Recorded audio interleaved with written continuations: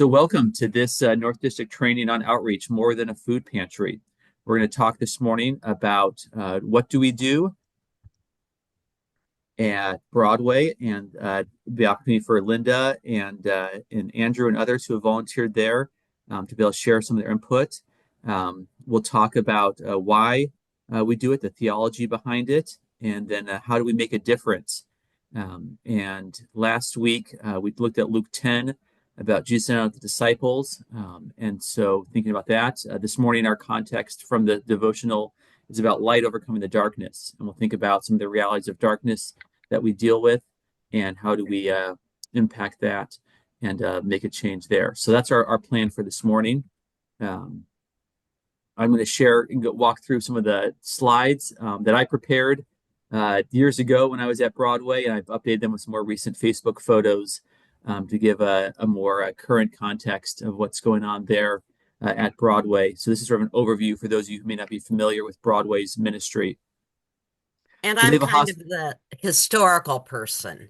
Yes, that's right, the archivist. So I'll Yeah. share first some of the current things, and then Nancy can fill in some of the history and how things have developed over the decades. So you see here the hospitality room where meals are served. And there's a beautiful mural you see there in the background that has the church calendar, starting with Advent, moving through to Resurrection and Pentecost. And so it's beautiful artwork that you can see around the building there and serving meals for people. They do a hot breakfast 4 mornings a week. And we have a great chef who does that, a number of volunteers who come over from Grace United Methodist like Linda and other United Methodist congregations, and then also just from the community also that come out to serve. We try to encourage opportunities for people to help clean up. And so these slides would often be shown in the background so that people are aware of ways they can help out, contribute. One of the values at Broadway is we want to be a community together. And so when we talk about outreach, we can talk about what are ways that people can give back and they can contribute and help out. And so helping clean up is one small way that people can contribute and give back. Another is helping do some of the tasks. So we've had guests in the past and have hired someone now who does signups for showers and laundry and telephone in the back. And that's an easy way for someone with good people skills and some good organization that wants to be able to give back, to be able to contribute and help out. And so looking for some of those easy ways that people can give back and be useful is really good. I didn't update this slide. This is our former advocate, Rhonda, who's moved on to Wisconsin. But we have a current university professor with a degree in social work who leads our advocacy program. And we have interns from Ivy Tech who are helping out also. And they do great work helping people with paperwork for people who need to fill out housing applications or job applications, or if they simply need to get their social security card or birth certificate in order to get an ID. We have community advocates who help with all that. And so that's a great opportunity to not just help people in their crisis, but think about how can we help people move forward with their lives? What is it that they need to overcome, the obstacles that they need help walking alongside? So when we think about outreach, we're thinking about not just meeting that immediate need, but how can we help people move forward in independence and self-sufficiency and empower them? And that work of the advocates helps do that.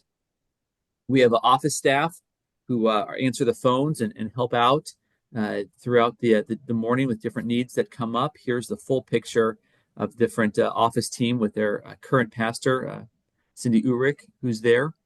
And they can get mail for people. We have about 800 folders of mail for people, and about 40 to 50 people check their mail each morning. And so that's a huge ministry and need, and something that's kind of unique. Not many places do that. We not only allow people to use our address to get their mail, but then be able to check their mail. There also is helpful for people who need a safe, secure, stable place to get their mail, even once they're housed. If they're moving a lot or they're concerned about things getting stolen, it's nice that they can keep coming to Broadway to get their mail. And so it's a great service for the community that we provide also. We do copies for people, and then also small toiletries. It's a great opportunity for people to be able to give back. Ruby. You're gonna fall off. Did you have a comment, Andrew? Okay, I'll keep going. Feel free to chime in if you have a question. I'll pause after we go through these slides. Our greeter Clara is wonderful, and one of the values at Broadway is we try to employ people with lived experience. And so Clara has had her own bout of being unhoused and needing to rely on others, and that has made her really effective in the work she now does decades later as an advocate, helping connect with people and understand their needs and understand some of the challenges of being on the street. And so it's one of our values that we're not just trying to employ professionals, but we want to employ people who have lived experience, who know what it's like to be on the street and to be able to connect with people also. Claire also runs a transitional women's home around the corner from Broadway, where she has 5 women and children that are housed with her. And so she's not only working a couple hours a day at Broadway, but then also involved in the community, helping people move forward with their lives. Food pantry is also available, and I took a still from a video of one of our volunteers going through shopping. You can see here that we've got all the shelves set up with different food items, and we give people shopping carts. So it really feels like you're going to the grocery store and able to determine what items you want, choose, items within different categories off the shelves. And so it really gives people a sense of ownership and self-respect to be able to do that shopping themselves and to be able to choose out what items that they want. And in the back, there's freezers that people can choose what meat items they want. So there's really a lot of respect and dignity that is done with how the food pantry is set up. They're currently hiring a new director to take over and continue that ministry. One of the partners I want to highlight is with different health organizations. We worked with the health department during the pandemic to make sure masks were available for everyone and to do vaccine clinics. And now one of the big needs we've seen is overdoses and dealing with fentanyl in the community. And so we recently had the health department install a Narcan box outside of the entrance so that's available anytime someone's in need, even if Broadway's not open. And the health department's done 20 of those around our county. And so it's really great that we're getting more awareness, and we're starting to see a drop in the number of overdoses and deaths in our community because of the prevalence of Narcan. So it's great that Broadway is a place that helps with people's physical health. And one of our partnerships is with St. Mary's nurses, who come in every week to provide basic medical care also. And we have other health organizations like Anthem and MDWise and Oak Street that also come in and partner. Broadway really is a community hub. And so part of doing outreach is thinking about who are the other agencies that we can partner with to work together.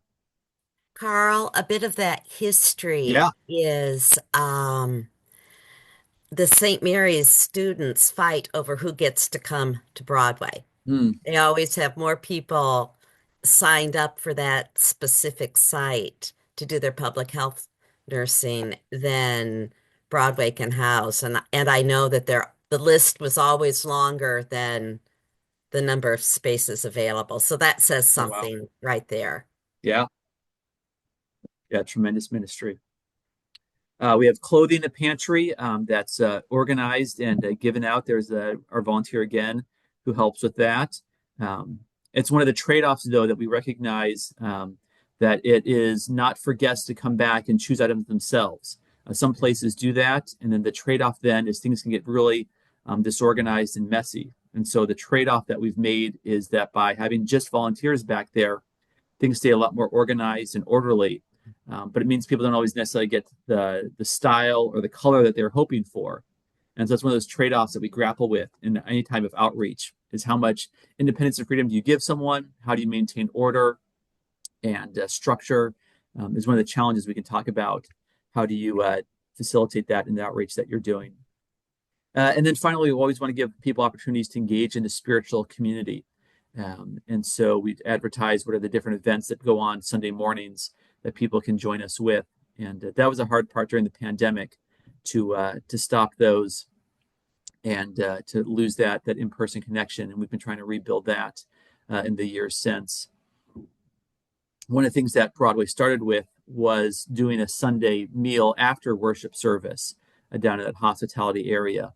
And after the pandemic, we tried to keep that going with different outside teams helping serve those meals, but it just wasn't sustainable. And there frankly wasn't as much of a need for that. Also, there was other places people could go for Sunday lunch, and so that has ended. But definitely has made a challenge, I think, for the wider congregation to be connected with Mhm. people who are on the streets.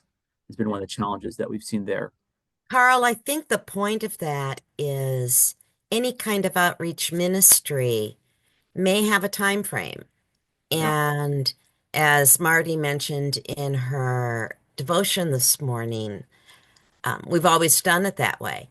I am sure that giving up Sunday dinner was incredibly difficult for the Broadway congregation because that has been so formational. But if we stick with mission and outreach that is no longer needed and no longer fills the need of the people that we are serving, then it can become a sacred cow. And so, and I'm not saying it was at Broadway. I'm just kind of making that as a general statement. I think all of us who are in the work of missional outreach need to continue examining what we're doing, why we're doing it, and is it needed in the community? Or are we doing it to fill our own needs rather than the communal needs? Yeah, that's a great point. Anything else, Nancy, about the history of some of those programs as we talk about the what Broadway does that you want to highlight? Yes, the daytime ministry, the hospitality room, literally started as a Sunday school room next to the office. And it started, Ann Kuma started it in 2016, 2017, and there were about 10 people who would come up and have coffee and toast. And by the fall, I believe, uh, we were downstairs in the community hall by December of 2017. You mean 2007? Yeah, I'm sorry. The 2007. So it Okay. started about 2006, 2007 upstairs. By the fall of 2007, we had moved it downstairs. One of the original things that happened was there was a shower there. And the reason that there was a shower and laundry there was because we had outside work teams that would go into Broadway from all over the former North Conference. And so they needed places for the work teams to clean up. When Mike Mather was there, he started opening up the showers and the laundry to people who lived on the streets who needed a place to be. So it all progressed.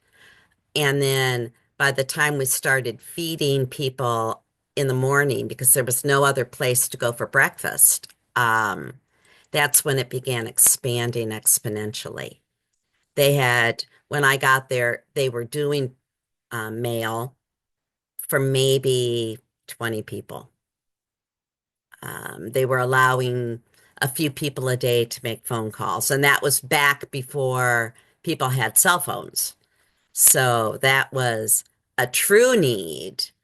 Now, with the prevalence of cell phones, I would guess that having Wi-Fi ability and all of that is more of a need than the physical phone. So again, things move and change. And I know that since I've been there with grant money, they've been able to expand the showers. They've been able to expand the number of washers and dryers and create even more outreach than we were able to do. But again, it all moves and changes as the needs move and change. Right, exactly. So, any questions about the what that happens at Broadway? About anything that wasn't clear, or questions you have about how procedures function for any of those different outreach ministries? I think one of the neat what's, Carl, is the gardening.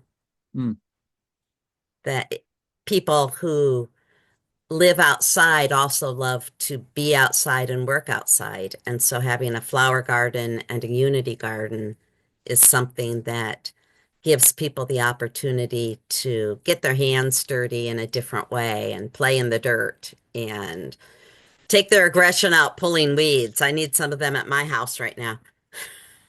Yeah, exactly. Another way for people to give back and thinking about not just helping people in a crisis, but how do you help people learn to be self-sustainable and how to grow their own fruits and vegetables.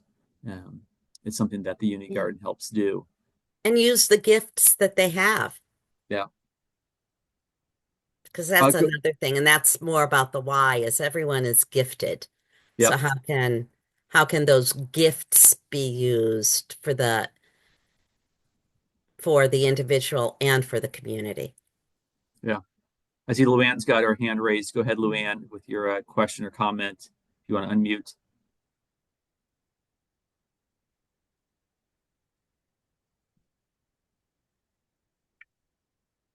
or maybe not. That's my.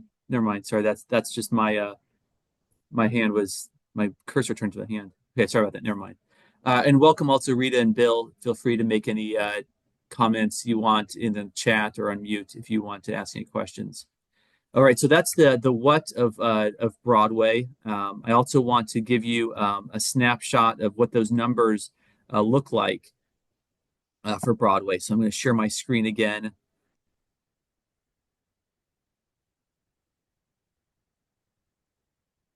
So here is the total breakdown of the amount of people that we served last year at Broadway. So you see the tremendous numbers of people that were served and some of the fluctuations that happened with all the different areas. A lot of it depended upon sometimes things are broken, like there's a month when the showers weren't working in January last year, so that's why the numbers were lower. There's times when the phone was out because of wiring problems, and so there weren't calls being made. Um, Sometimes laundry wouldn't be working. Like Nancy said, we expanded this past year, but still sometimes there was a challenge. And then food pantry would often fluctuate based on the amount of volunteers we had, but also what we could get from the federal government. So, as a lot of social service agencies have realized this week, we depend upon federal funds, and that happens at the food pantry level also. And it's the number of day bags and monthly boxes that we can give out. It depends upon what we have in stock and what the federal government's passing along to us has a big impact. And one of the things we haven't mentioned is day bus passes for the Transpo bus system around South Bend for people to be able to get to doctor's appointments and job interviews. And sometimes in the cold months, just to have a warm place to ride during the day to stay safe. We give Or those out, and those often depend upon volunteers donating those. or they might have a crazy instructor at Ivy Tech, because I taught in the human services area when I was there. And one of my assignments was to get a day pass and ride the bus system Okay, and observe and tell me what you thought and what you saw and who rode the buses and what parts of the community did you go into. That was one of my favorite assignments to give. that's a great one. Yeah.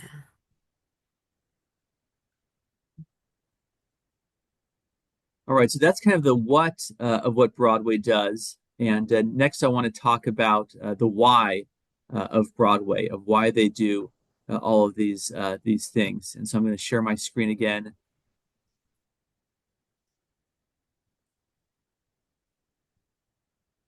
So you can see this idea. Again, the theology from the devotional that Marty shared is about light overcoming the darkness. And we think about that need to recognize what are the dark areas. And there's sometimes that we will shine light and then the darkness retreats and we can identify other areas that we focus on. One of my former interns who was doing his master's of social work talked about, he wrote an analysis of grace as a third way between punishment and shame, or tolerance, minimizing, excusing. And I won't go into this paper there, but the link is there if you want to read this whole Mm. paper. The idea is that one of the things that I saw at Broadway is that we had a tendency to either want to shame people when they made a mistake and ban them, say, for like 30 days so that they feel bad about what they did and to punish them so they can't get services. But that doesn't help people learn new behaviors. And for people who are in crisis, that doesn't help them get the resources that they need. But the other extreme can be just as harmful, where if we overlook people's problems and we excuse it because of the understandable trauma and hardship that they've been through, But that creates an unsafe environment where other people don't feel safe. If there is threats of violence or violence happening that is excused and overlooked, then people stop feeling safe. And so we really tried to form at Broadway a sense of grace as a third way, as a way to be able to show compassion to people while still having guidelines and boundaries. That meant doing things like trauma-informed care, understanding the trauma that often causes people to not only lash out, but also to engage with substances and use substances that are harmful to them. It also means understanding the childhood trauma that people have been through adverse childhood experiences, and understanding the hardships and hearing people's stories, know what they've been through, and doing a lot more de-escalation training, and including role playing also, so that people have a way to learn to be gracious, to know how to handle situations better, so they don't just respond with one of those two extremes of either being judging or overlooking, but trying to balance those out together. And one of the ways that we practiced that was by using de-escalation strategies. And so I'm going to let you see some of the ones that we developed in my time there. These are 4 examples of things that we tried to help people understand.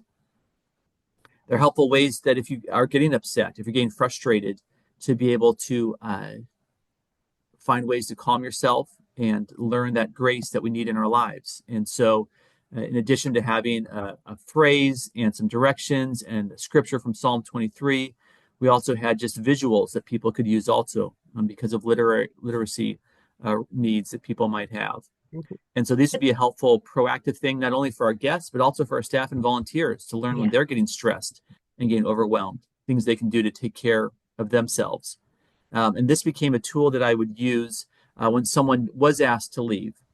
And instead of saying they had to be banned for a week or 30 days, we'd say, well, there's a number of times you need to meet with Pastor Carl out in the parking lot to talk through these strategies and decide what you want to do. And the severity of the problem would determine how many times they needed to meet with me.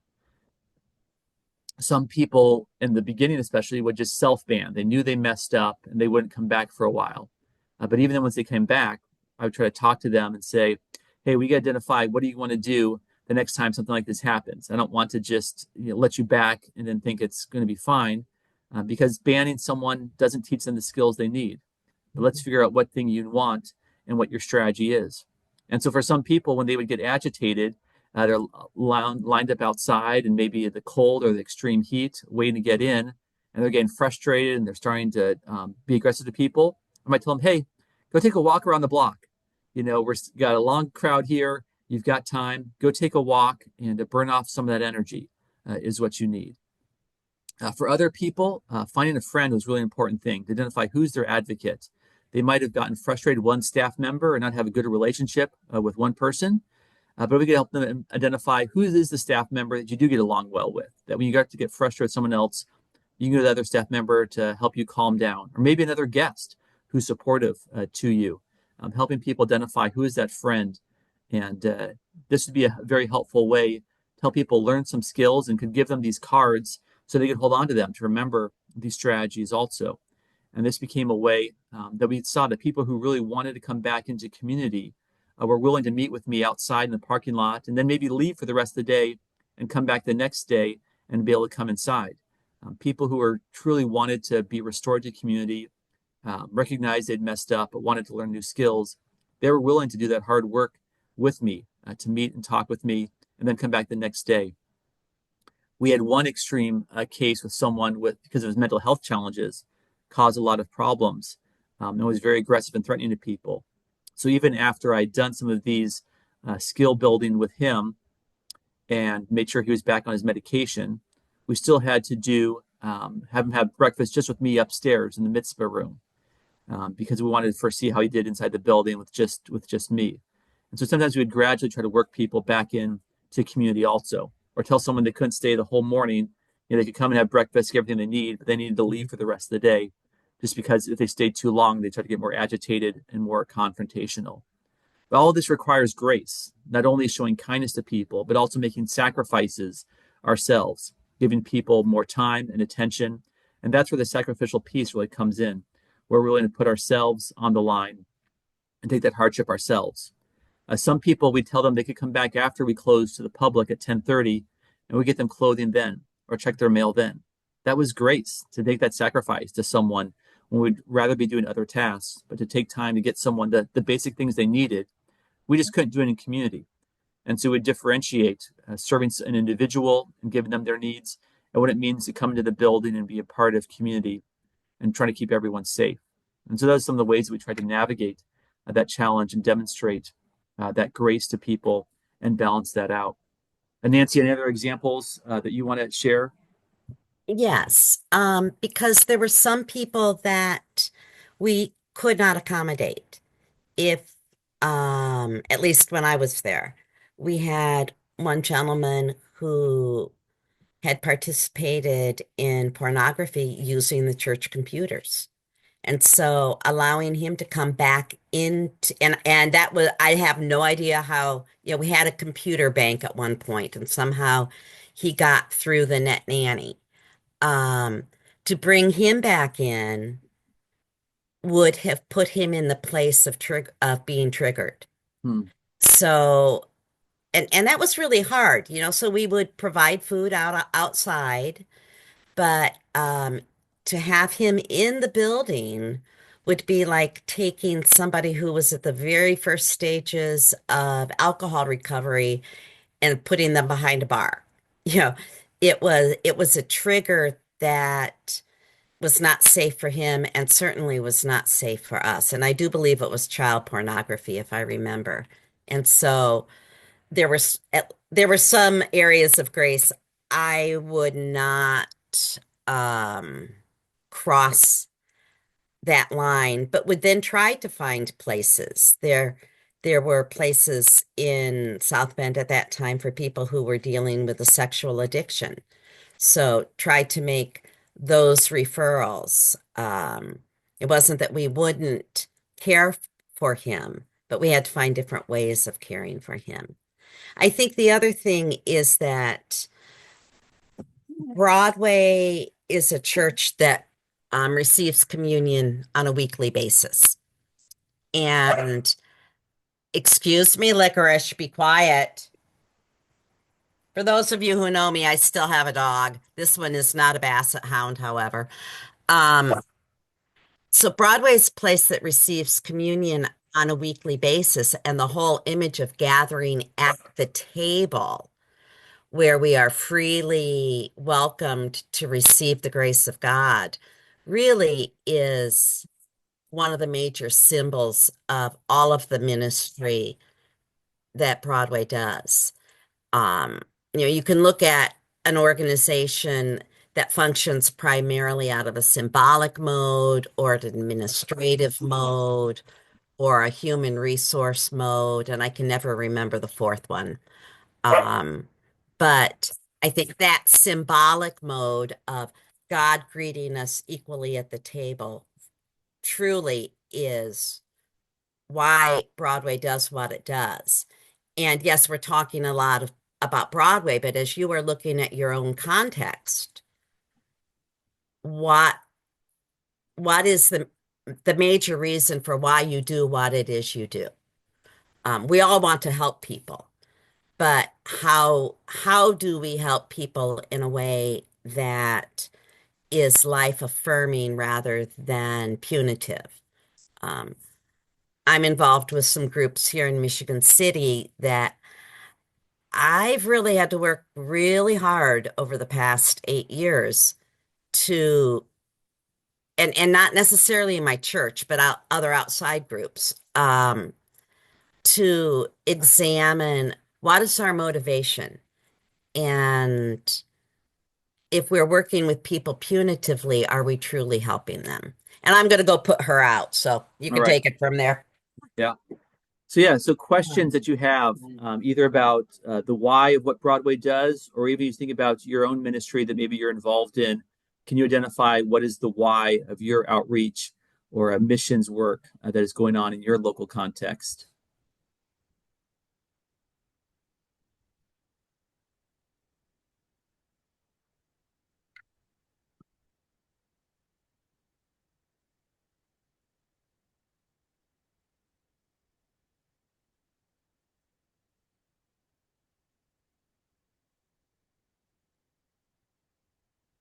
Go ahead, Flo.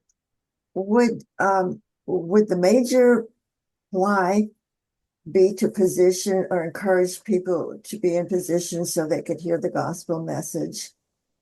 Yeah, it can And be evangelistic. Can be mhm, that goal. Um, and I know you were talking about how you're doing, prayer work also, and welcoming the Holy Spirit to guide the efforts that you do as you try to reach out into the neighborhoods. So it can be evangelistic. And I think one of the things you have to think about there is what's going to be the hook that you're going to do with evangelism, so to draw in people's needs. Like it sounds like we talk about, people getting people out of their homes. It's a need for community, right? That's sort of like one of the things that you've recognized is that need, that people are isolated and need community. And so how does the gospel message solve that need for community that people are experiencing, that felt need that you see around you? yeah, basically, who is my neighbor? Right. And also, I would say also, like, what is the need for like the one another's of scripture, right? To show that kind of what we're talking about that happens at Broadway, that serving one another, creating that environment for serving and loving one another.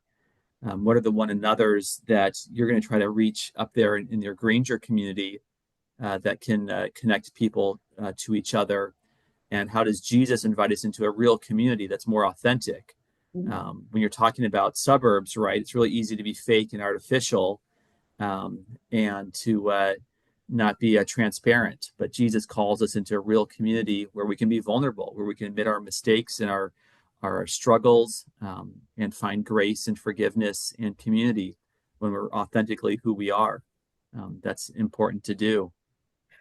One of my favorite Broadway stories, and I just remembered this one, is we had a couple of kids who had gotten into a little bit of trouble, not a lot of trouble, but a little bit of trouble. And they ended up doing community service at Broadway. Well, because of the population, we couldn't always have them in the building. At that time, my niece lived with me. She had a dog, and I had two dogs. So after in the spring, their community service was to clean up the backyard of the parsonage. And then we had a conversation about, is this what you want to do for the rest of your life? Hmm.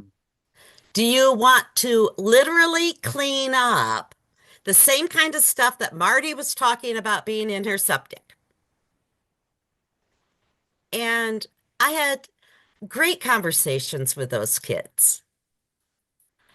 Very different than anything I've ever done before and have ever done since.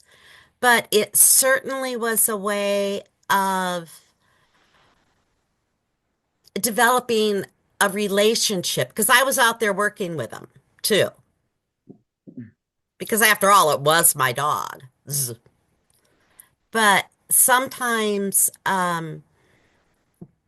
being breaking down those barriers of who is my neighbor, who is the other, is as simple as working together on a really unpleasant project.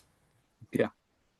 I also had some of the guests would come and mow my lawn because they loved to be outside and they loved to mow. And we had an empty lot next to the parsonage that we took care of. And yeah, had to repair the lawnmower every so often, but you would have had to have repaired it if I'd been mowing that lot too. Oh, great story. Rita, did you have a question or comment? Yeah, I did. Going back to the part where you had somebody that was difficult in the food pantry line. So we have two people that come crack a dawn. Crack a dawn, somebody wants to be first. And the first one usually is a woman, and the second one is a man who is just wants to push the buttons, just wants to either get his car as close to hers so that she can't open her trunk to put the things in, just just do things to irritate. So you had mentioned that you put people on, you're not welcome next week or things like that. Where she gets nervous. The woman gets nervous. She's alone. This guy is harassing her basically. And so you don't have any problem by telling somebody, oh, I might also add, he comes on his own, but then he has his family also come on their own and the sign up is that they don't live together. That is what they tell us. We sometimes wonder, but in any event, so it's okay, as what I'm asking, to say to him, next time you and your family cannot come, because even if he doesn't come, he'll send it. The family will all be there. Mm. Yeah, right. It's important to have those boundaries for everyone's safety and comfort. And I would definitely, encourage to like talk to someone and be like, you need to either, leave enough space for other people, or, use kind words when you're talking to other people. And if you can't do that, we're going to ask you to take off for a week. Um, and there can also be the opportunity to find out, to talk about like what's so upsetting to you. You're showing up here in a place where we're giving out things, and you're angry and upset and harassing other guests. What's going on, to try to get to what are some of the root issues that are there, whether it's just his own childhood or just other difficulties he's experiencing during the week.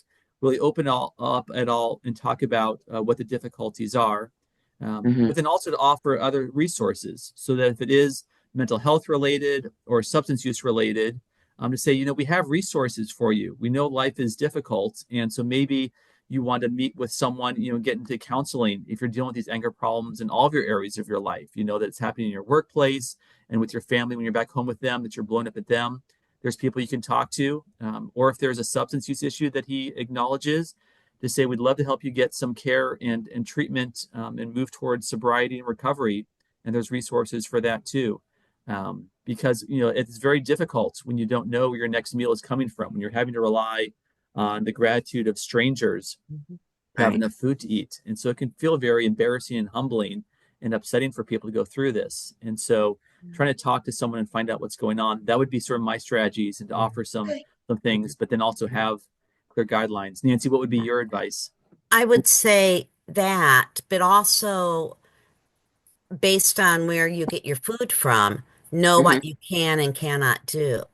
We had a situation in Michigan City. We have a soup kitchen that we've been doing to-go meals since COVID. And one of the things we've discovered is we have a lot of the working poor who come. They don't have time to come in and sit down and eat, but they come and they take a meal and they go back to work.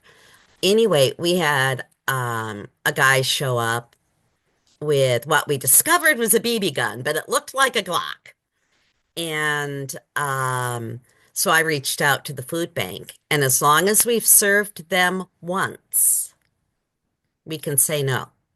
Oh, okay. We have to serve them once, Give them one shot. apparently. And never would they want us to put ourselves at any kind of risk. Right. But this is a guy, we have one of our volunteers was a Chicago cop. And when she gets intimidated, you know that we have some conversation and some work to do. And while I have pulled back from some of that ministry, we had an elevator fire in August. And so currently our soup kitchen is being served out of another church building. And the soup kitchen has become its own 501c3, primarily not because we don't want it to be faith-based, but because we needed broader resources than we could get by having it only under the church's 501c3. So we incorporated.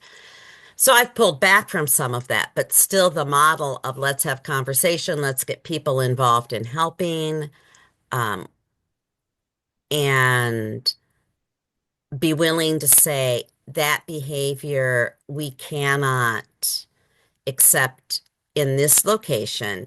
Here are places you can go to get the help that you need. We're not as some of the support systems that we had in place when we served inside prior to COVID have gone away. Mm. And that's something I hope that they can, as their own organization, can begin to um, connect up again. But yeah, you can say no, and you can legally say no. Okay, good. Thank you. Thank you. Rita, for context, what congregation are you a part of? Dyer United. Dyer, yeah. Yeah. So, Are there other food pantries in your community? oh, sure, there are. I So, think ours is I think ours is the best. Of sure, of course. course, yeah, absolutely. Yeah. So like another approach, talking about community, like Pastor Nancy is mentioning, would be to talk to some other food pantries and see if they're having similar issues with this Mhm. gentleman, and see Uh-huh. what strategies they're doing. They might have some best Yeah. practices that they can share with you. They might have had to tell him that he needs to stop coming, which is why he's coming to yours. Mm-hmm. Um, or they may also be just as frustrated and overwhelmed, and so need to develop a common plan, which can Mhm. also be helpful if someone realizes, well, it's not just dire that he's like, oh, well, they don't like me there. I'm going to go somewhere else. But if there's a common thing that, like, hey, this behavior is not acceptable, you're threatening other people. If he hears that repeated places, you all have a common approach that may also help him to be able to either change his behavior or get the help that he needs. If you can Good. all can work together. All Yeah. right. And Thank you. it's Thank helpful you. to know, to be in that communication with those other groups, even if they have a different philosophy of service. Because Mm. if they're having trouble on the street, they're going to bring that in. Mm-hmm. And sometimes it's just as simple as saying, you know what? So and so's here right now. Why don't you come back in about half an hour? Yeah. Okay. Sounds good. I also thought that putting them at the back of the line was a good thing. Yeah. And I think those couple of things we'll be following up on. I appreciate Great. it. Thank Yeah. you. So can And you mute me or should I mute me? I can do that for you. So yeah, thanks for sharing, Rita. And Yeah, again, I that's put in the good. chat the link to that document that has both the Pastor Nancy's and my emails. So Hmm. you're free to reach out if you have further questions or want to follow up from anything after today. We'd be glad to converse with you. Mentioning the differences there, Broadway serves 4 mornings a week, Monday through Thursday. Our Lady of the Road is another program run by the Catholic Worker that does the other morning breakfasts. And we've definitely tried to collaborate with them, especially during the pandemic when we needed to figure out best practices and who needed to be Hmm. quarantined.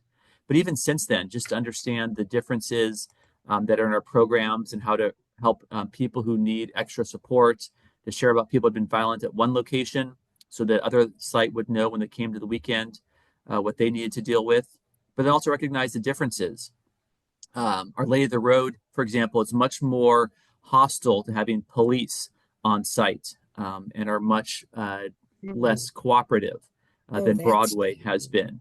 And so just recognizing that difference there, that Broadway will let police come in if they've got a warrant for someone they need to talk to. We're okay with doing that, whereas Our Lady of the Road is very hostile to that. Clara, the woman you saw, the greeter, keeps the front door locked so we can um, manage the flow in and out of the building and know who is coming in and out at all times and have people sign in so we know who is in the building. And we really restrict people just coming in one time because we're having a problem for some years where people would go off to use some substances in the alleys or sidewalk and then Mhm. get the munchies and want to come in for breakfast again. And so by telling people they can only come once to Broadway a day, that really cut down on that and improved our relationships with our neighbors. The fact that people were only coming in once and then leaving, going on to other things and not coming back and forth.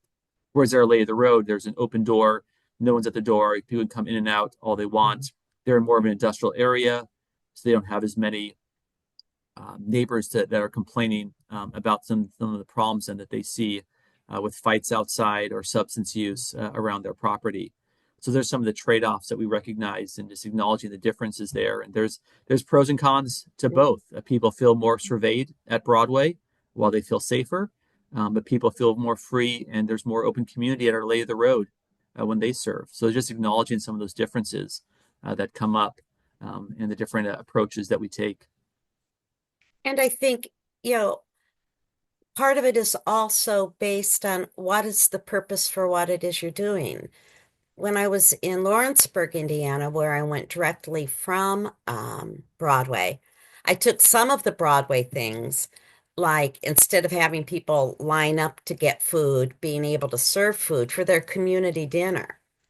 So it was a dinner for anyone in the community.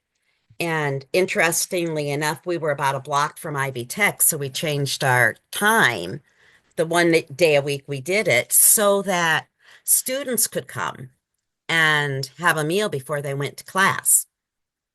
Something as simple as that changed the culture, just knowing what was needed.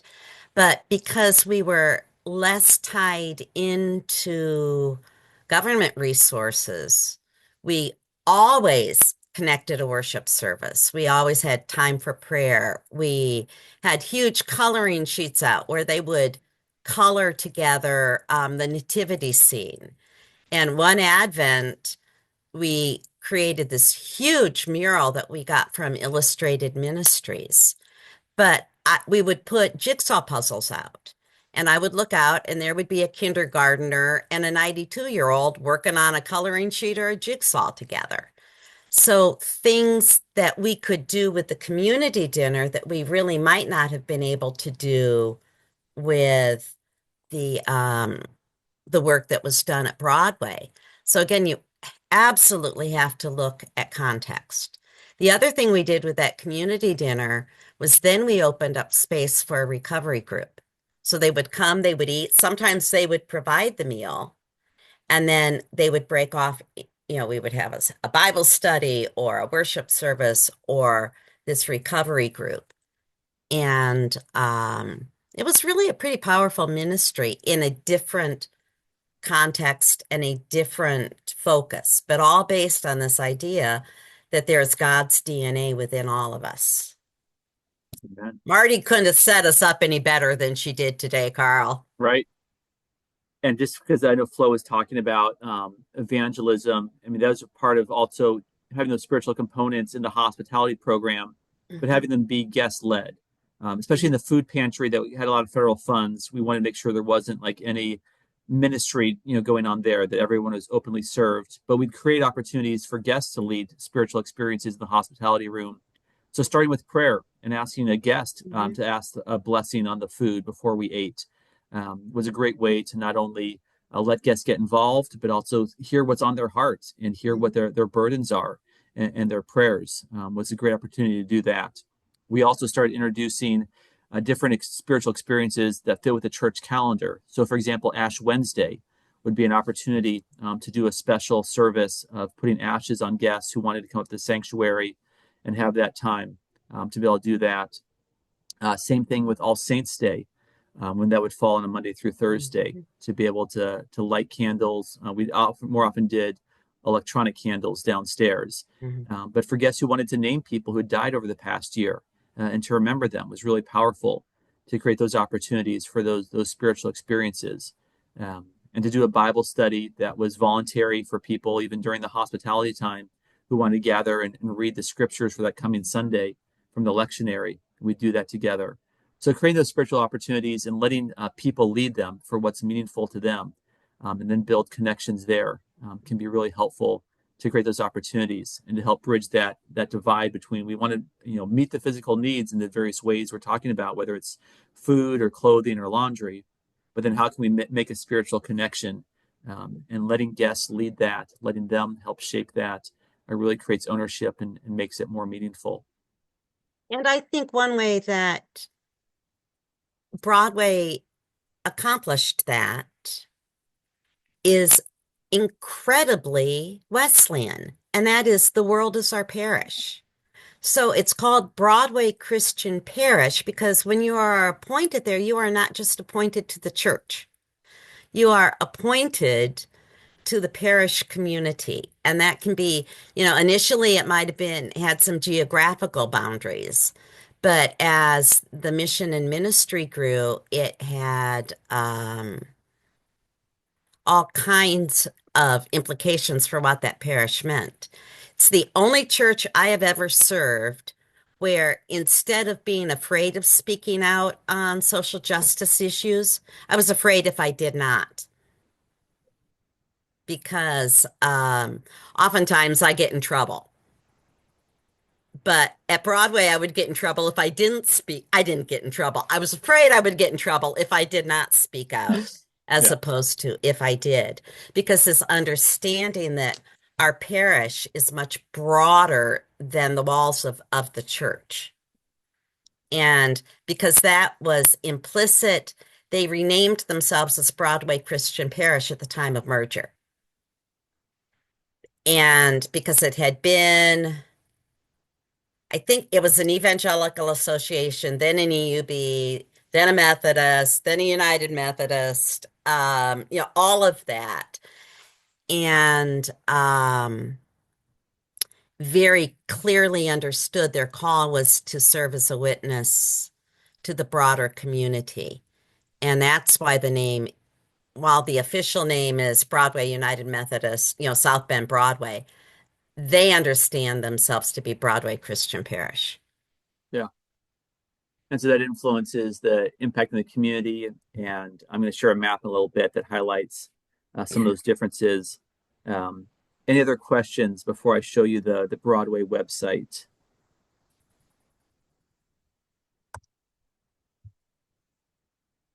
All right. So on BroadwayChristianParish.org, you can see about all of the needs and programs that they have there and opportunities to connect with people and information there. I'll say one of the things that changed after my time, after I left, was focusing more on a hand up.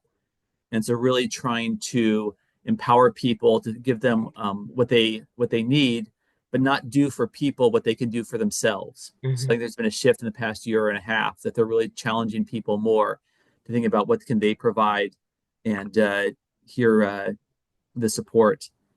Here's a picture with our current interns, Kim and Marshall, with one of our guests and the work that they are doing. And the hope there is that's the cover to the garden, the flower garden that Pastor Nancy mentioned. Nancy, do you want to share the history behind that Hope Garden? The history of the garden is prior to my time there was a neighborhood youth who was killed in a drive-by. And his family, I believe his brother, took out parking spaces. Now, this is an urban church. You don't take out parking spaces from an urban church, but they did. And they created this garden that initially was a flower garden. And I'm blanking on his name, but it was his garden of hope. And Rick? then, pardon? Was it Rick? Rick was the brother. Okay. I think. Anyway, so the garden was created, and during my time there, the South Bend Unity Gardens got started, and that was a vision of one of the nurses who came in to do public nursing. She taught at Bethel, and she would bring her students over, and she wanted to create healthy food, access to healthy food. Her family owned a lot 2 blocks away from the church. And so her first year, she made a garden and would come to Broadway and haul water in 10-gallon buckets and take water down there to water. The next year, they created the South Bend Unity Gardens, and that was putting in gardens where people had, it was food they had access to. They didn't have to help, they didn't have to buy in. They just needed to want food. And yeah, I guess it is Rick's garden. Rick's garden became one of the Unity sites. And we also had bales of hay. And Jan, you might have been there during that time frame. I'm not sure. But they had bales of hay. We had big bins and would created gardens. And then the Unity Garden movement really expanded to 13 acres on the northwest side of town near the airport and neighborhood gardens throughout the community. And now the Hope Garden has gone back to being a flower garden. For those of you who are in the area or were in the area or might have heard, in the winter of 2007, 4 homeless men were murdered and their bodies were dumped in down the manholes covers. And after that, and all of them were involved in the ministry at Broadway. After that event, a stone was put there to remember them. And one woman from the neighborhood who was the victim of domestic violence, her daughter came and sprinkled some of her ashes there. And so it has become a place of healing and hope. And it also is like many urban flower beds. If you don't work on it, it becomes weedy. And I'm sure that some of the guests and volunteers work on that garden. Yeah, And now absolutely. there are other ways of growing vegetables for the Broadway community on site. Right. So I scrolled back up to the photo of the Yeah. former food pantry director and some of the raised boxes that we've built on the grass area. There used to be an old concrete playground that was dangerous from the 1950s. So we removed that and have been building more vegetable gardens in that area to be able to provide food and nutrition there. So you can see that on the site there also. Um, And I know Nancy mentioned earlier the guiding principle of communion, and I just really liked the statement of Broadway, believing in the sacred and equal worth of all people. We celebrate God's grace with acts of hospitality, love, acceptance, respect, service, and advocacy. These acts are rooted in our faith in Christ, empowered by the Holy Spirit, and strengthened by our worship, which is centered on the Word and weekly celebration of the Eucharist. Mm-hmm. And so that really encompasses everything that we've been talking about and the why behind what they do, that value of all people, which really started with AIDS ministries back in the 1980s when that was controversial. Not many churches were doing that. That was really where they saw that cutting edge issue. And that has continued on and expanded. And I think what we are seeing in today's political climate, that working with undocumented people is now the newest challenge that we have. Do we believe in their sacred and equal worth and their need for protections and having rights, even if there's some things that they've done that are wrong? They still deserve protection and opportunities to thrive. And so I think that's sort of the example in today's world. It's not maybe necessarily controversial to do a food pantry or pass out clothing, but helping undocumented people is becoming controversial now. And so this is kind of the example we have to think about. What does that mean for our churches and in our communities to be able to care for people who are in need, who are being threatened today? That's the current climate that we're dealing with and facing. So you can look more at Broadway's website if you want to learn more about their ministries and programs. I want to switch over and share a little about what I'm doing now for the city and how we connect Broadway with lots of other different services. So this is my city website page that I manage. And one of the things that we have here is a resource map that highlights all of the different resources that are available in the community. And so we have information here about Broadway. So I'll zoom in here so you can see what goes on at Broadway, all the different ministries that are here. And we have information for if people want to know about clothing or about food, if they want to know about laundry services that they can get. We have all that information here on the map. But then also thinking about the larger context of what else is available in that community. And so down the street is the One Roof Community Center that was built by the United Way. And it's an opportunity, another place that provides lots of other services that connects with people.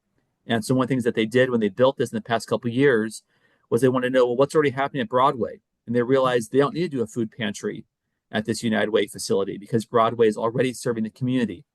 But we don't really do a lot for kids at Broadway. And so this is an opportunity for the United Way to focus in on kids and do more medical work. They had a pharmacy there for a time. They have WIC there now.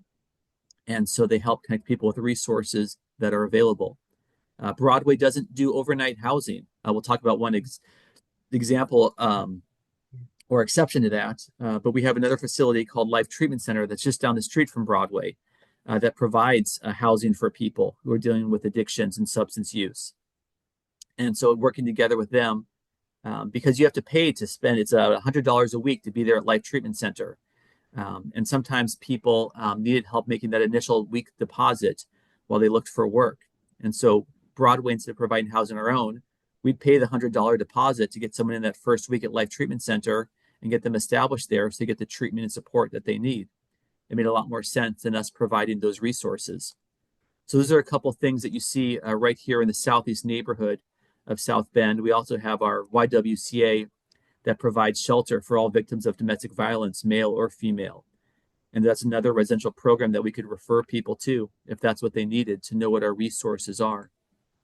But as I expand out, you can see all the different other resources that are available throughout the city.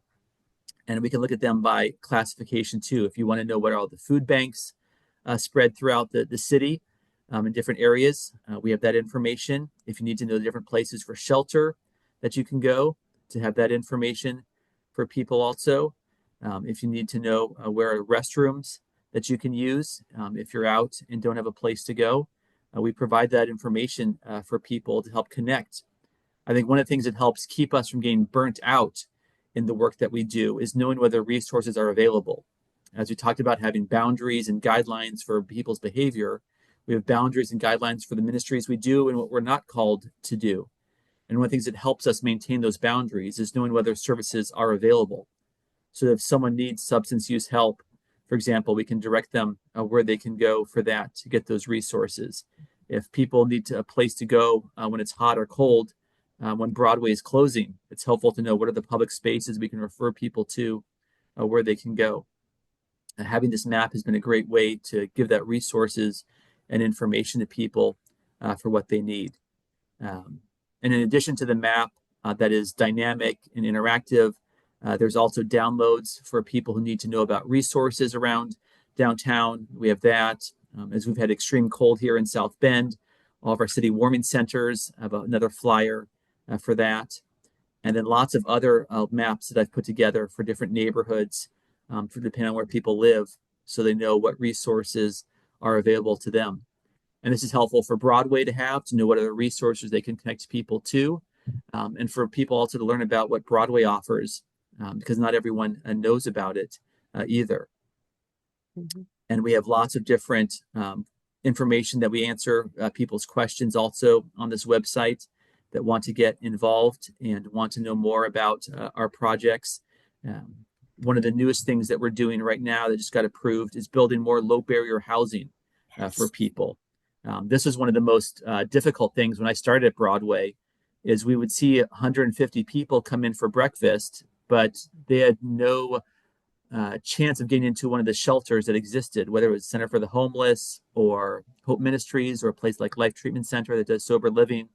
They were struggling so much. There was this huge gap, and we were feeding them and clothing them, but they were stuck on the streets.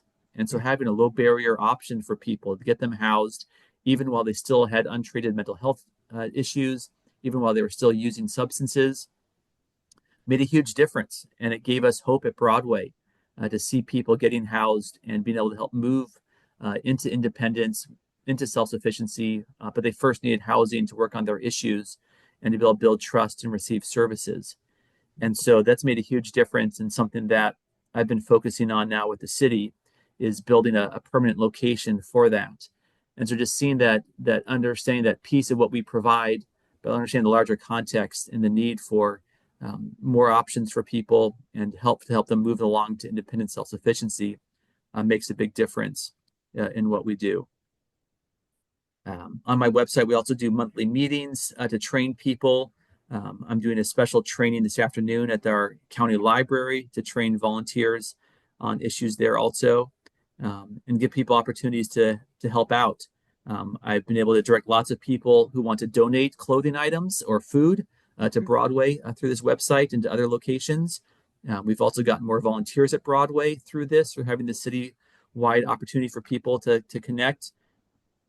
And then also recognizing sort of the third level. It's one thing to donate items and to give, whether it's like canned food or secondhand clothing or even financially. That's a first level of involvement. When you start volunteering somewhere, then you're actually like showing up on site and getting to know some of the people you're serving, getting to know other staff and volunteers. You're building relationships. But to really go to the third level is actually get to build a relationship with one person, to really hear someone's story and figure out how can you help them with guidance from different agencies move on to independence. And we're seeing more churches and other nonprofits do this, to say we want to not only serve people, but recognize we all need someone to walk alongside of us. The neuroscience says it takes up to 3 years to rewire your brain from any substances that you have been taking. And there's a long-term commitment that it takes to walk alongside someone. And our agencies and even churches like Broadway can't always do that when they're talking about 100, 150 people that you're serving every day. But so if someone can come alongside someone who's struggling with mental health, with substance use, with maintaining their housing, with keeping a job, to be a friend to someone, that makes a huge difference. And so we're trying to provide training for people to walk alongside and do that and provide that support and encouragement for them. And so that's some of the work that I'm doing in the city now to try to help support Broadway and help connect Broadway to other services, and also help people follow up when they leave Broadway, since it's only open for a couple hours a week. Mm-hmm. I think as I was thinking about this, one of the most important things I did as a pastor within 6 to 8 months of being appointed to Broadway was I participated in a city government training. And it was a 7 or 8 week session. And that's hard to carve out of a pastor's schedule. But it is absolutely the most valuable thing that I did, because I got to know the mayor. I got to know the prosecutor. I got to know the chief of police. I got to know streets and sanitation. I got to know different agencies within the community. And it doesn't matter what kind of ministry your congregation is doing. When you have a new pastor who comes in, we need to know all those different people. I got to meet the guy who did adult protective services, who I had on speed dial by the time I left. So if your community has a local government academy, consider suggesting that your pastor do that. Not because everybody's going to need to do what Broadway does, but because we all need to know the context of where we are living and doing ministry. And yes, Mission Insight is a good resource, but I got to know my city council people. I got to know city council members in different areas of the city. And so it gave me a much better opportunity to go out and to speak and to advocate for my church members, or to know who in the city do I need to go to address this specific structural issue. I've not been able to do that again, and I'm hoping, because in my new context, they want to be more connected with city leadership. I hope there's a class like that available that doesn't cost $800. Right. Because I wanted to do it here, and it cost like a fortune because it was focused on business people, not service providers. Yeah, exactly. And The again, last example I wanted to talk about collaborative ministry is what we did this past cold snap. And I'm going to share my screen again so you can see some of the photos that we had. Broadway opened up their building for a special night of weather amnesty. And so they usually don't provide that housing, but what they did was we brought over cots from the Red Cross and blankets, and we had Staff from our Lay the Road drive a van over with people from Center for the Homeless. And Claire, our greeter, was there playing games with people. And so we you can see some of the cots in the background there and some of the coloring pages, like Nancy mentioned, that we have there. And we had people setting up all the cots for people to sleep on. We had 15 people there that night. And it was a great opportunity for them to get some food, to be able to have a warm place to sleep when our center was filling up and it was dangerously cold. It would be lethal to be out on the streets. And so Broadway did this for one night. Our Parks Department did it for 2 nights. And then Linda and other people at Grace United Methodist did 3 more nights on their own. And so it was a great opportunity to model that and for others to do that. And we're really hoping that this will be something going forward that more congregations will be able to do, more groups that have space.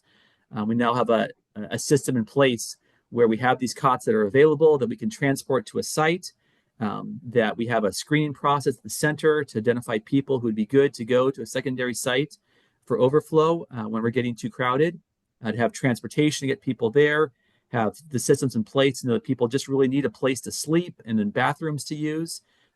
We were doing just men to help, reduce any like gender conflict or issues that were going on, and then transport people in the morning to either Broadway or Lay the Road for breakfast. And so we have this great system now that both Broadway and Grace have been a part of that we hope to replicate when there is that need. And so I'm really excited about this. This is something other cities like Fort Wayne and Indianapolis have, where they have sort of like a central hub and then different places that people can go to. And I'm really hoping that as we see more need, because of undocumented people who are in need, but also families who are struggling with financial costs, there's a huge need. And then also here in St. Joseph County, our senior citizens are really struggling because of some of the decisions that our county leadership has made in some places that they've closed for them. So we're seeing this increased need. And so Grace and Broadway have really modeled what it looks like to step up and help even just for a couple nights. And I don't know, Linda, if you want to say anything about what that experience was like for you, helping be up all night with people. It was awe-inspiring. We had basically my husband and I were coming back from Philadelphia, visiting family there, and our pastor called and said, "Hey, Carl reached out to us, and this is what's needed." And 3 hours later, we were greeting guests, and it's needed.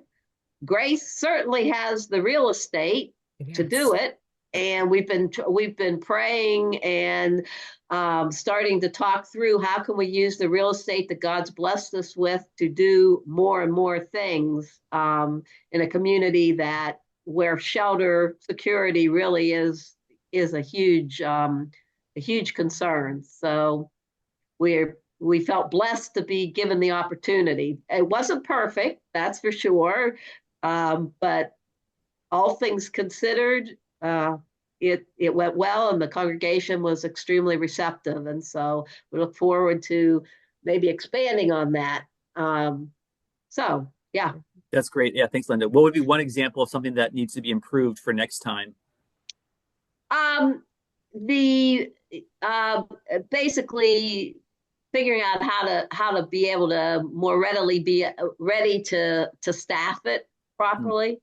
And also the communication between the vetting facility and Grace, but they're all what I consider pretty minor things. And right. I think you'll hear from Pastor Jim, Carl, that we're going to have a debriefing next week, and hopefully I think you're going to be invited. Hopefully you'll be able to attend on Wednesday. Okay, so, great. Yeah. To be ready. So, yeah. No, exactly. So that's a great example about stepping up in an emergency. Right. And we really felt that, had we had this readiness in place, that we really should have done it for 2 or 3 more nights. It was right. Pretty cold. As we all stepped out, we commented on that at church, and then again on Monday when some of us were together, that when we stepped out the door, both Sunday morning and Monday morning, we thought, wow, we really, we needed to do this for at least 2 more nights. Yeah, and that's, yeah. No, I was going to say a couple of things. When I was there, one of the overnight shelters was condemned. And so we pulled in mattresses from here in Michigan City because they had a PADS program, which was a traveling program, and they had just replenished mattresses. And so Broadway, for either 1 or 2 winters, provided overnight shelter. And Grace helped. Right. So Yeah, people that Grace has always been, they had a Sunday yeah, meal team, and they had people who right. came and helped in the hospitality room. So some of it was y'all were already familiar with some of the guests. Right. And that is true, Nancy, that Grace has, it's just Yes. not a mission committee. The whole church has a passion for Yes. Broadway and wanting to get more involved. So Yeah. you're So you're correct. Yeah, and then there were several people at Grace I learned that were part of the what was it called? The very first Project Warm. Project Project Warm. Warm. Yep. Yeah. This is And yeah. we would feed them. But one of my favorite Christmas Eves ever was going downstairs. We had our Christmas Eve service, and the guests from downstairs came up and joined us. And notice I use the word guests. These are Right. not projects, they are not clients, they are not patrons, they are guests. Right. And then I went, I think before we had our evening service, I went downstairs and spent time with the guests on Christmas Eve. And then they came up and joined us in our candlelight communion service. Oh, that's And really cool. Well, I will have to say, Nancy, and I know that bled over to Carl because when my husband and I started volunteering at Broadway, kept using the word guest, and so I started to try to use that other other areas where Grace is providing service that these people are guests. We have at Grace we have a paper pantry once a month. That's really a big mission for Grace, and a lot of people that go to Broadway come to the paper pantry. And I don't know what word they were using, but we're now using the word guests. good. And when we talk to the congregation about it, we talk about the guests, the family guests that we are able to serve, and in that regard to that ministry. And every church that I've been at, you cannot serve at Broadway Christian Parish without being changed. And yeah, that is for sure. every church that I have served since then, I have tried to change that language. Yeah. So, and sometimes it sticks and sometimes it doesn't. You can only do what you can do. Yeah. And that's what I try to point out to my mission committee, because sometimes we see the need and we realize that it's just so overwhelming. And I keep having to remind myself and remind those that I am blessed to serve with that we can only do a small piece, but that's what our Lord and Savior says. You've got to do it, and you're not going to change the whole world, but you change a little part of the world that you've been asked to be in. Yeah, and I would say that we're seeing that lives change through that work that Broadway's doing, sustaining people.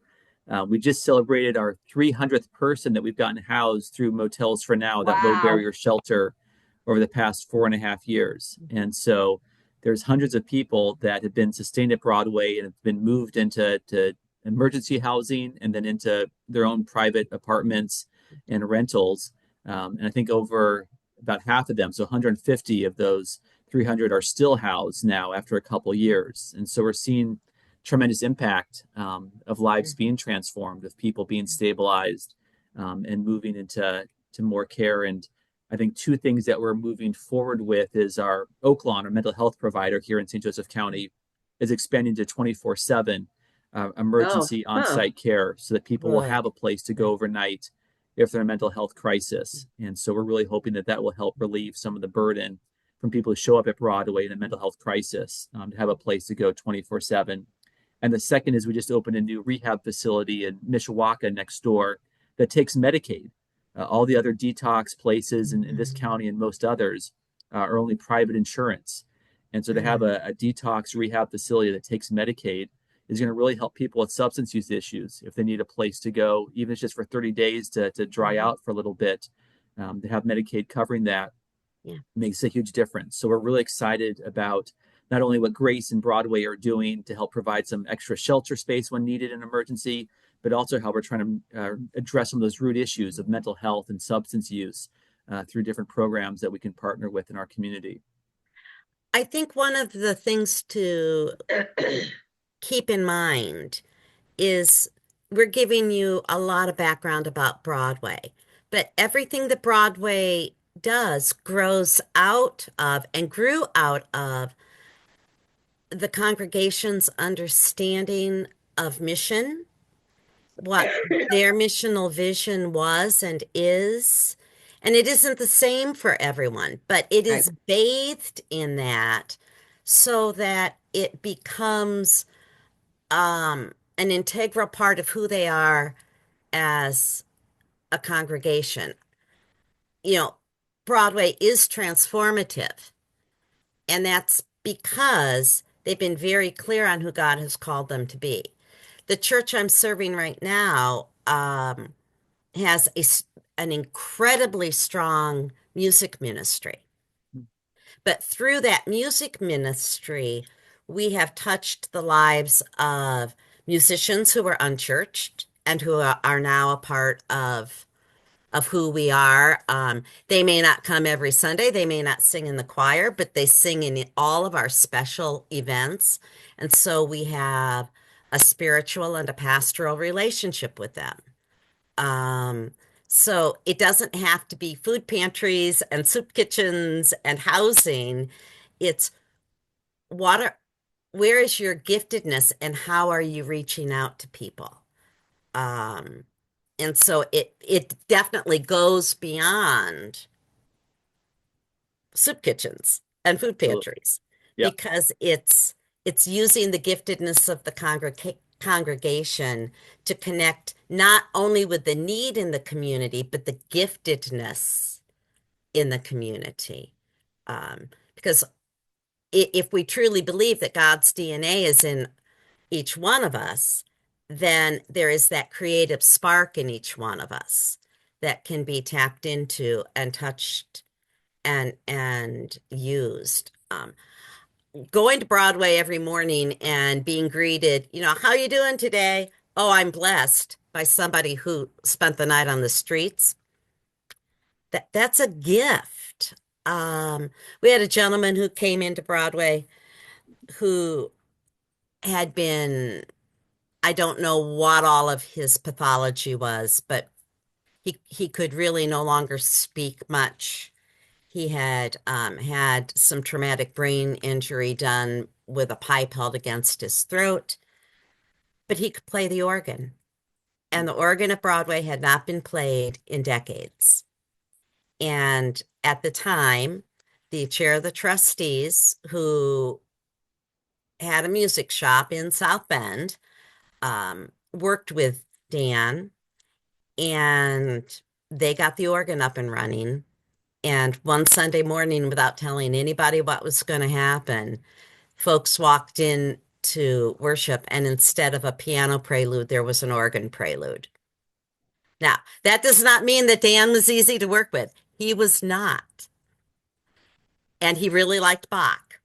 So when my niece got married, part of the prelude was the da da da da da da da da da da. People kind of were like, why do we have haunted music at a wedding? But it was using his giftedness to give him a place to be and a way to share that giftedness. Did it last? No, because he had some other issues that we were not able to address, and we had to put some limits on when he could be there, and he got mad and he left. But for a while, it was an amazing gift. Yeah. And I think all congregations can find those people whose gifts need to be used to help transform us. As we wrap up, any final questions or comments that people have about your own context and the outreach that God is maybe calling you to do? Okay. Well, I appreciate everyone being here and listening and participating. Again, there will be a recording of this that we'll post on the district website, and there's that document page with all the links to what we talked about. I want to especially thank Pastor Nancy for sharing and for this teamwork together. Nancy, will you close us out in prayer then? Absolutely. Oh God, you call each one of us to do ministry in our own context, to reach out with our giftedness to connect with the giftedness of the community around us, so that we truly may become partners in the transformation of the world. Continue to be with Carl as he, from a faith perspective, works with city government to change the lives of people. Be with each person here and each congregation here, that we may address your people in ways that are transformative and grace-giving. Amen. Amen. Thanks, everyone. Have a great rest of your day. Thank Feel you. free to log off and Take go. care. Yep. And I'm glad to finally have met you, Nancy. I've heard lots about you. So. Oh, lovely. Tell Jim hi for me. It's all been good. It's all been Good. Yes, yes. Yeah. Tell All my right. new church that I'm going to. Oh, okay.